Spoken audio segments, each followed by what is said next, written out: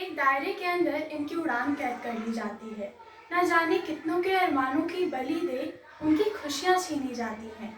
क्या इन्हें अपने जीवन के नियम चुनने का भी अधिकार नहीं? क्यों इनका यूं बेबाक होकर अपने अस्तित्व के लिए लड़ना जमाने तुझे स्वीकार नहीं? आप सभी को मेरा नमस्कार। मैं अनीशा पांडे आज अपने कविता के जरिए आप सबसे अपने मन की बात कहने आई हूँ और मेरी कविता का भी शीर्षक है मन की बात। पर अपनी कविता शुरू करने से पहले मैं आप सबसे कुछ कहना चाहूँगी। जेंडर इक्वालिटी, क्या सही मायनों में इसका कोई अस्तित्व है? क्या सच्ची में हम लड़के और लड़की को बराबर मानते हैं? जेंडर इक्वालिटी तो तब होगी ना जब किसी भी डिबेट का टॉपिक बेटी बचाओ बेटी पढ़ाओ नहीं होगा। जेंडर इक्वालिटी तो तब होगी ना जब अपनी ही जन्मी दुनिया में अपनी ही बेटी सुरक्षित होगी। समाज के हर लोगों की तो नहीं पर बहुत से लोगों की यही कहानी है कि बेटियों को पढ़ा लिखा दिया जाता है, फेमिनिज्म का मतलब भी बता दिया जाता है, पर ये बात शायद वो लड़कों को बताना भूल जाते हैं। हम लड़कियों की सोच को आगे बढ़ा लड़कों की सोच को वहीं दूर छोड़ आते हैं।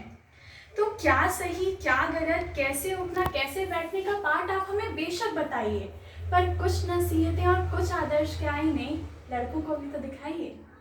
तो मैं अपनी कविता की शुरुआत करती हूँ। आज फिर अखबार में एक खबर आई है, फिर एक लड़की ने चीखें अपनी खामोशी तले दबाई है। पर समाज की आंखों पे तो अब भी पर्दा काला है। न्यायाधिकरण समझता खुद को, पर न्याय कहाँ दे पाता है। वो पल पल घुटती मरती है, समाज और उसे तड़पाता है। वो पल पल घुटती मरती है, समाज और उसे तड़पाता है। उन दरिंदों ने तो तोड़ा उसे बस एक बार, पर इस समाज में उसे पग पग पे तोड़ा जाता है। उसकी खामोशी चिल्लाती है, अपना दर्द बताती है।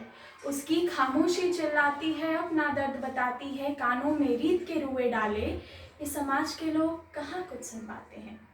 अब आगे की कुछ पंक्तियों में एक लड़की इस समाज से कुछ सवालात कर रही है, या यूं कहूँ कि समाज के उठाए सवालों पे वो सवाल कर रही है कि रात को निकली अकेले, क्या जरूरत थी जाने की।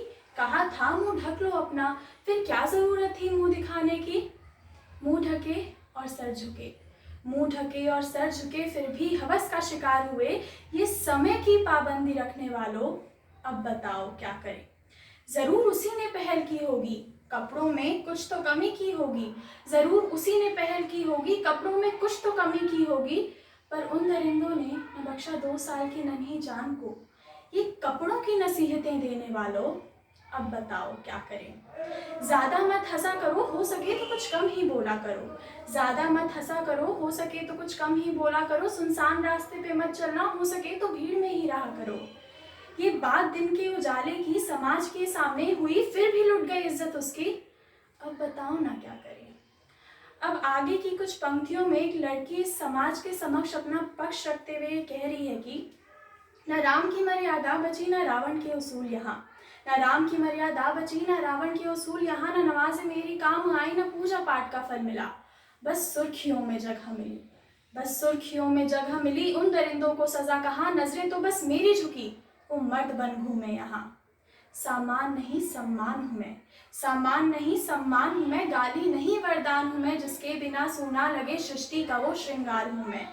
जिस देश में गाय गंगा को भी माँ जैसा पूजा जाता है, खुद की ही जन्मी दुनिया में एक औरत को असुरक्षित पाया जाता है।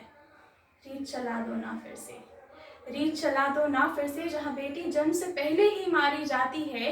क्योंकि जिंदा बच के अगर इस धरती पे आ भी गई तो कहाँ उसे जिंदगी मिल पाती है, कहाँ उसे जिंदगी मिल पाती है। धन्यवाद।